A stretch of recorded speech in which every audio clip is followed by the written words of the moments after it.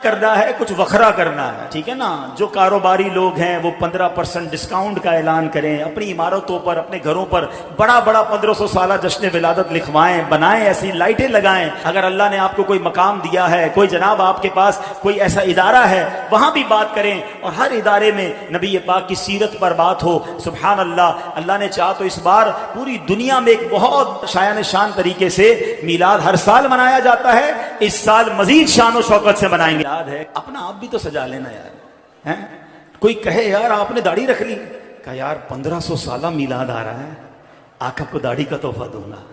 یار آپ نے 5 وقت باجماعت نماز شروع کر دی، آپ تو کبھی کبھی مسجد میں آتے تھے، ہاں غلطی تھی، کوتاہی تھی، مگر اب تو 1500 سالہ جشن ولادت آ رہا ہے نا میرے نبی کو تحفہ دینے کے لیے، کیونکہ آقا نے فرمایا جعلت قرۃ عینی فی الصلاۃ، نماز میں میری آنکھوں کی ٹھنڈک ہے، میرے آقا کی آنکھوں کی ٹھنڈک آقا کو پیش کروں گا، اس لیے 5 وقت نماز پڑھ کر میلاد مصطفیٰ مناؤں۔ کیا ایسا نہیں ہو سکتا ہے؟ اپنے کپڑے تو نئے پہنتے نا میلاد میں، اس بار دل بھی نیا کر لیتے ہیں، ہاں اچھے اعمال، سنتوں پر عمل۔ سب کو پتا ہے میں کیا غلطی کر رہا ہوں، بس اس بار نبی پاک کو تحفہ یہ دینا ہے کہ یا رسول اللہ یہ بری عادت تھی، آپ کے 1500 سالہ ولادت کی خوشی میں اس گناہ سے توبہ کر کے آپ کو تحفہ دے رہا ہوں کہ اب وہ بری بات نہیں کروں گا۔ یا رسول اللہ اس سنت پر عمل نہیں تھا، اب آپ کی سنت پر عمل کر کے آپ کا 1500 سالہ جشن ولادت کا تحفہ دے رہا ہوں۔ اور ایک بات یاد رکھیے گا، ہم اپنی اوقات کے مطابق تحفہ دیں گے، اور جو بادشاہ ہوتے ہیں نا وہ اپنی اوقات کے مطابق تحفہ دیتے ہیں، اور میرے آقا کیسے ہیں؟ وہ بادشاہوں کے بادشاہ ہیں۔ ہمارے آقا پتہ ہے کیسے عطا فرماتے ہیں؟ آؤ بریلی کے تاجدار سے پوچھتے ہیں، اے اعلیٰ حضرت بتائیے تو صحیح، نبی بس نہیں ہوئی، در بے بہا، در کہتے ہیں موتیوں کو،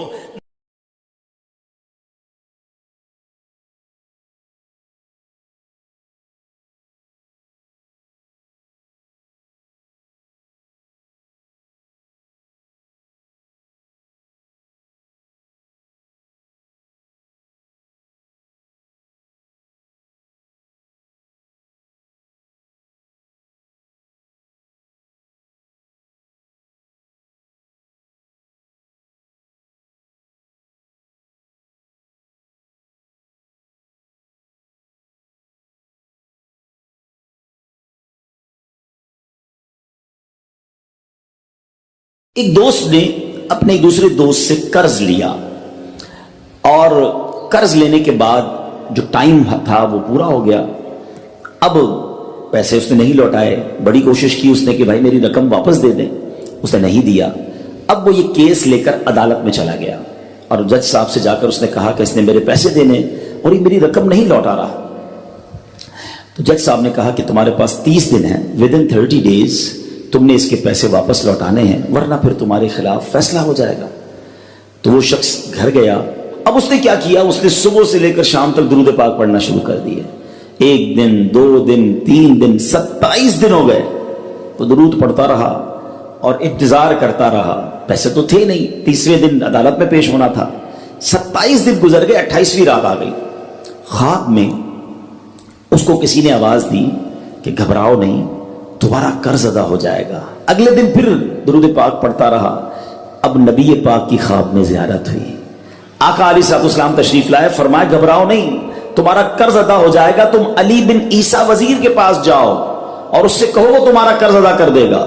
اب جب صبح اٹھا تو بہت خوش کہ نبی پاک کی زیارت مجھے ہو گئی، لیکن پھر خیال آیا کہ میں اگر وزیر صاحب کے پاس گیا اور انہوں نے مجھ سے کوئی ایویڈنس مانگ لیا، کوئی پروف مانگا، کہ میں کیسے مان لوں تمہیں نبی پاک نے بھیجا ہے، تو اس بات پر تو میرے پاس کوئی دلیل نہیں ہے۔ اب 30ویں رات آ گئی، آخری رات ہے، صبح عدالت میں جانا ہے، درود پاک پڑھتے پڑھتے سو گیا۔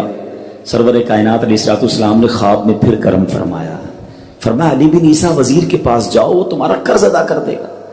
کہ حضور میں چلا تو جاتا، مگر اگر وہ مجھ سے یہ کوئی پروف مانگتا، کوئی ایویڈنس مانگتا تو میں کیا جواب دیتا؟ پیارے آقا علیہ الصلوۃ والسلام نے فرمایا کہ ایسا کرو، اسے یہ کہنا کہ آپ کا ایک راز ہے جو آپ جانتے ہیں اور رب جانتا ہے، اور وہ راز یہ ہے کہ آپ روزانہ فجر کے بعد 5000 بار درود پاک پڑھتے ہیں، اور جب تک درود پاک مکمل نہیں ہوتے آپ کسی سے بات نہیں کرتے۔ اب جب صبح اٹھا تو بہت مطمئن کہ اب تو دلیل بھی آ گئی ہے، پہنچ گیا صبح صبح علی بن عیسیٰ وزیر کے پاس، اس کا دربار لگا ہوا ہے، اس نے پیغام بھجوایا کہ میں علی بن عیسیٰ وزیر صاحب سے اکیلے میں ملنا چاہتا ہوں، پیغام لایا ہوں۔ درباری نے آ کر پوچھا، وزیر صاحب پوچھ رہے ہیں کس کا پیغام لایا ہو؟ کہا میں نبی پاک علیہ الصلوۃ والسلام کا پیغام لایا ہوں۔ فوراً وزیر صاحب نے بلا لیا، کہا فرمائیے۔ کہ مجھے میرے آقا علیہ الصلوۃ والسلام نے کہا ہے کہ آپ میرا قرض ادا کر دیں، میں 3000 دینار کا مقروض ہوں، today is the last day in the court, آج مجھے کورٹ میں پیش ہونا ہے، اگر آج میں نے اپنا قرض ادا نہ کیا تو مجھے جو ہے وہ سزا ہو سکتی ہے۔ علی بن عیسیٰ کہتا ہے میں بالکل آپ کا قرض تو ادا کر سکتا ہوں، مگر مجھے کیسے پتا چلے، کوئی دلیل ہے، کوئی پروف ہے کہ آپ کو نبی پاک علیہ الصلوۃ والسلام نے بھیجا ہے؟ کہتا ہے ہاں خالی ہاتھ نہیں آیا، آقا نے دلیل بھی عطا فرمائی ہے۔ اچھا بتائیے کیا دلیل ہے؟ کا دلیل یہ ہے کہ آپ کا ایک راز ہے جو صرف آپ جانتے ہیں اور آپ کا رب جانتا ہے۔ 5000 ٹائمز ڈیلی آپ درود پاک پڑھتے ہیں فجر کے بعد، اور جب تک یہ درود پورے نہیں ہوتے آپ کسی سے بات نہیں کرتے۔ آپ ذرا پہلے تھوڑی دیر کے لیے امیجن کریں کہ جو وزیر 5000 بار روز درود پڑھتا ہوگا وہ عاشق رسول کیسا ہوگا۔ اس کی تو لاٹری نکل آئی نا، وہ تو خوشی سے جھوم اٹھا، کہتا مرحبا یا رسول اللہ، میرے درود پاک قبول ہو گئے، بہت خوش۔ اب ابھی بیٹھے آپ، کمرے میں گیا، واپس آیا اور 3000 نہیں 9000 دینار لے کر آیا۔ کہتے 3000 تو نبی پاک کا حکم، مرحبا یا رسول اللہ، 3000 اور لیجئے، آپ نے اتنی اچھی خبر مجھے سنائی، اتنا پیارا خواب سنایا، آپ کے قدم میرے گھر تک آئے، اور 3000 مزید لے جائیے، اس سے اپنے بچوں کے لیے کوئی کاروبار شروع کیجئے، اور ایک وعدہ بھی کیجئے، زندگی میں آئندہ جب بھی آپ کو کوئی ضرورت پڑے گی نا آپ میرے پاس آئیں گے، میں آپ کا بھائی ہوں۔ اب یہ دیوانہ بڑا خوش ہو کر عدالت پہنچا۔ اچھا ایوریبڈی ایکسپیکٹنگ اوور دیئر، سب یہ سوچ رہے تھے کہ یہ اس نے آج گرفتار ہی ہونا ہے، کیونکہ تھا ہی کچھ نہیں اس کے پاس، پہلے ہی کہہ دیا تھا کہ میں کولیپس ہو گیا ہوں۔ اب عدالت میں جاتے ہی اس نے 3000 دینار جج صاحب کو دے دی کہ صاحب اس میرا قرضہ ادا کر دیں، میں جو ہے وہ اپنے قرضے سے بری ہونا چاہتا ہوں۔ جج صاحب ہوتے ہیں، انہوں نے کہا قرضہ تو ادا کر دیں گے، پہلے بتاؤ پیسے لائے کدھر سے ہو؟ تم تو کہتے تھے پیسے نہیں تھے تمہارے پاس، اتنی بڑی رقم کیسے انتظام کی؟ اب بھری عدالت میں گویا اس نے زبان حال سے یہ کہا کہ اتنا دیا سرکار نے مجھ کو، اتنی میری اوقات نہیں، یہ تو کرم ہے ان کا، ورنہ مجھ میں تو ایسی بات نہیں۔ اب اس نے بھری عدالت میں پورا واقعہ سنایا کہ میں نے تو کچھ نہیں کیا، آقا خواب میں تشریف لائے، میں وزیر صاحب کے پاس گیا، انہوں نے یہ پیسے دیے۔ سنو اس زمانے کے جج بھی کیسے ہوتے تھے، وہ جج دوران عدالت اپنے کرسی سے اٹھ کر کمرے میں چلا گیا، تھوڑی دیر بعد جج صاحب واپس آئے اور 3000 دینار اس کے ہاتھ میں دیتے ہیں۔ کیا سارا ثواب علی بن عیسیٰ لے جائے گا؟ میں بھی تو آقا کا امتی ہوں، تمہارا قرضہ میں ادا کرتا ہوں۔ اچھا اب جس نے کیس کیا تھا، سبحان اللہ کیا ماحول تھا، کیا انداز تھا، کیا دل تھے، وہ بھی تو دیکھ رہا ہے، کہتا ہے میں بھی تو آقا کا امتی ہوں، رکے ذرا، کاغذ قلم دیجئے، بندے کو میں قرضہ ہی معاف کر دیتا ہوں۔ اچھا قرضہ ہو گیا معاف، اب جو 3000 جج صاحب نے دیے تھے وہ بندہ کہتا ہے جج صاحب ہوں واپس لے لو، میرا تو قرضہ ہی ادا ہو گیا۔ تو جج صاحب کہتے ہیں جو پیسے آقا کے نام پر نکال دیے میں نے واپس نہیں لینے، یہ سارے تم ہی لے جاؤ۔ اب یہ 12000 دینار لے کر یہ عاشق رسول جھومتا ہوا اپنے گھر پر جا رہا ہے۔ اے میرے پیارے اسلامی بھائیوں، ایک رات پہلے ایک سنگل پینی اس کے پاس نہیں ہے، اور اگلے دن 12000 دینار ہیں۔ درود پاک وہ وظیفہ ہے جو دل سے پڑھا جائے تو سبحان اللہ یہ مصیبتوں کو ٹالنے والا وظیفہ ہے، یہ پریشانیوں کو دور کرنے والا وظیفہ ہے۔ اور یہ میں نہیں کہہ رہا، خود سرور کائنات علیہ الصلوۃ والسلام کی حدیث ہے جس کا مضمون ہے کہ جو پریشانیوں میں ہو، جو مصیبتوں میں ہو، اس کو چاہیے کہ مجھ پر درود پڑھے، کہ درود پریشانیوں کو لے جاتا ہے، مصیبتوں کو لے جاتا ہے۔ ایک شاعر نے کیا خوب لکھا ہے، اور واقعی حق لکھا ہے، ہر درد کی دوا ہے صلی علی محمد، ہر درد کی دوا ہے صلی علی محمد، تعویذ ہر بلا ہے صلی علی محمد۔ تو ہمیں چاہیے، خاص طور پہ ربیع الاول کا مہینہ ہے، کثرت سے درود پاک پڑھیں۔ اسلام کی تعلیم اور ارشاد کا سلسلہ شروع کیا تو مکہ مبارک میں جتنا عرصہ رہے اس وقت تک بھی مسلمان بیت المقدس کی طرف رخ کر کے عبادت کرتے تھے۔ پھر نبی پاک علیہ الصلوۃ والسلام نے مدینے کی طرف ہجرت فرمائی، اور ہجرت کے بعد مدینہ منورہ میں بھی مسلمان 16 یا 17 مہینے تک بیت المقدس کی طرف رخ کر کے نمازیں پڑھتے رہے۔ ہجرت کے 1 سال 5.5 مہینے کے بعد 15ویں رجب پیر کے دن مسجد بنی سلمہ میں نماز ظہر کے درمیان درمیان قبلے کی تبدیلی ہوئی اور اللہ پاک نے پیارے آقا علیہ السلام کی خواہش کے مطابق مسلمانوں کا جو کعبہ ہے، قبلہ ہے، وہ کعبہ کو فرما دیا اور اب مسلمان کعبے کی طرف رک کر کے نماز ادا کرنے لگے۔ اس مقام پر آج بھی مسجد قبلتین قائم ہے۔ حضرت سلیمان علیہ السلام کے بعد بنی اسرائیل کے زوال کے ساتھ ہی بنی اسرائیل دو حصوں میں منقسم ہو گئے، تقسیم ہوئے۔ ہیکل سلیمانی کی عزت میں بھی کمی آ گئی۔ ویسے تو ہیکل سلیمانی پر کئی حملے ہوئے، مگر ایران کے بادشاہ بخت نصر نے جو فلسطین پر حملہ کیا تھا اس میں ہیکل سلیمانی کو مکمل طور پر مسمار کر دیا اور بڑے پیمانے پر یہودیوں کا قتل عام کیا۔ تورات جلا دی گئی اور اس وقت یہودی غلاموں کو دریائے فرات کے کنارے آباد کیا گیا اور انہوں نے اس بستی کا نام تلبیب رکھا۔ اس کے بعد ایران کے پہلے کسرا خسرو نے یہودیوں کو واپس فلسطین جانے کی اجازت دے دی۔ تب وہ جنوبی فلسطین میں آ کر آباد ہوئے اور ہیکل سلیمانی کی اثر نو تعمیر کی، مگر یہ تعمیر بھی زیادہ عرصے قائم نہ رہ سکی اور 70 عیسوی میں روم کے بادشاہ توتس نے ایک مرتبہ پھر ہیکل سلیمانی پر حملہ کیا، اسے مسمار کر دیا اور یہودیوں کو فلسطین کے جنوبی حصے سے نکال دیا۔ یہ فلسطین مکمل طور پر یہود سے خالی ہو گیا تھا۔ حضرت عمر فاروق رضی اللہ تعالیٰ عنہ کے عہد خلافت میں جب فلسطین فتح کیا گیا اس وقت وہاں عربی النسل قبائل آباد تھے۔ اسلامی لشکر کے سپہ سالار سیدنا ابو عبیدہ بن جراح رضی اللہ تعالیٰ عنہ نے فتح یرموک کے بعد اسلامی لشکر کے ساتھ آپ دمشق آ چکے تھے۔ آپ نے اپنے اصحاب سے مشورہ کیا کہ قیصاریہ روانہ ہو یا بیت المقدس۔ حضرت سیدنا معاذ بن جبل رضی اللہ تعالیٰ عنہ کے مشورے پر عمل کرتے ہوئے سیدنا فاروق اعظم رضی اللہ تعالیٰ عنہ کی بارگاہ میں ایک مکتوب روانہ کیا گیا، دونوں شہروں میں سے کس شہر کا انتخاب کیا جائے۔ سیدنا فاروق اعظم رضی اللہ تعالیٰ عنہ نے جلیل القدر صحابہ اکرام علیہ رضوان سے جب مشورہ کیا تو مولا علی شیر خدا کرم اللہ تعالیٰ وجہ کریم نے فرمایا کہ اے امیر المومنین، آپ اسلامی لشکر کو بیت المقدس کی طرف روانگی کا حکم دیں۔ وہ پہلے بیت المقدس کو فتح کرے پھر قیصاریہ کی طرف جائیں، کیونکہ رسول پاک علیہ السلام نے پہلے مجھے بیت المقدس کی فتح اور بعد میں قیصاریہ کی فتح کی خوشخبری دی تھی۔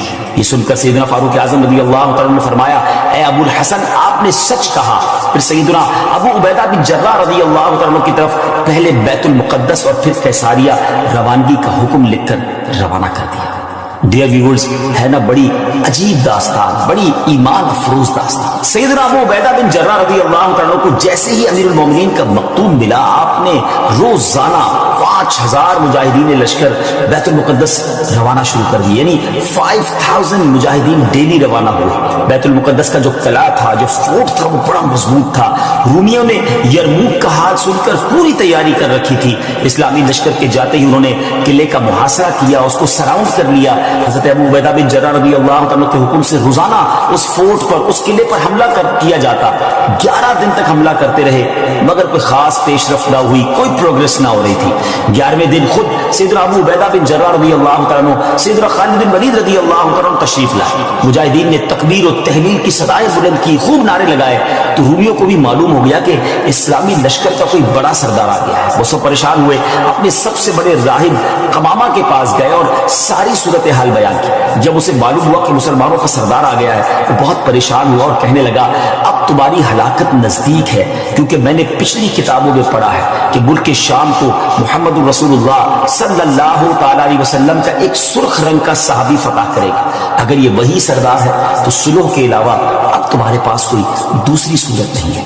پھر وہ اسلامی لشکر کے سپہ سالار کو دیکھنے کے لیے قلعے کے دیوار پر آیا۔ سیدنا ابو عبیدہ بن جراح رضی اللہ تعالیٰ کو بلایا۔ آپ رضی اللہ تعالیٰ جب آگے گئے تو ان سے بھی وہی بات کی۔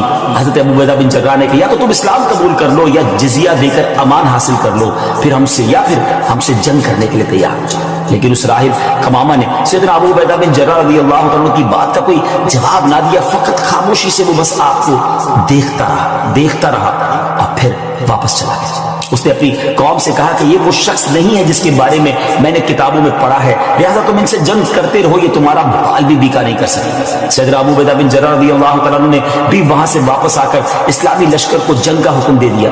روزانہ اسلامی لشکر اس فورٹ پر، اس قلعے پر حملہ کرتا، رومی تیروں کی برسات کرتے، دونوں طرف سے جانی نقصان بھی ہوتا، سپاہی زخمی بھی ہوتے۔ لڑائی 4 ماہ تک جاری رہی۔ جی ہاں ویورز، 4 منتھ تک یہ لڑائی جاری رہی۔ اہل شہر تنگ آ گئے، وہ دوبارہ اپنے جو سردار تھا، جو ان کا لیڈر تھا ماما، اس کے پاس گئے، ساری صورتحال بیان کی. وہ نصرانی راہب جو تھا وہ پھر قلعے کی دیوار پر آیا اور سیدنا ابو عبیدہ بن جراح رضی اللہ تعالیٰ عنہ سے کہنے لگا کہ ہم ہر حال میں تم سے جنگ کریں گے، البتہ ہمارے شہر کو صرف ایک ہی شخص فتح کرے گا جس کے اوصاف ہماری کتابوں میں لکھے ہوئے ہیں، وہ تم نہیں ہو. سیدنا ابو عبیدہ بن جراح رضی اللہ تعالیٰ نے فرمایا کہ تمہاری کتابوں میں اس کی کیا اوصاف لکھے ہوئے ہیں؟ اس نے کہا وہ ہم تمہیں نہیں بتائیں گے، البتہ اسے دیکھ کر ہم فوراً پہچان لیں گے کہ یہ وہی شخص ہے. اگر تم اس کا نام جاننا چاہتے ہو تو ہم اس کا نام بتا سکتے ہیں. اللہ اکبر. ان کی کتابوں میں اس صحابی کا نام بھی موجود تھا.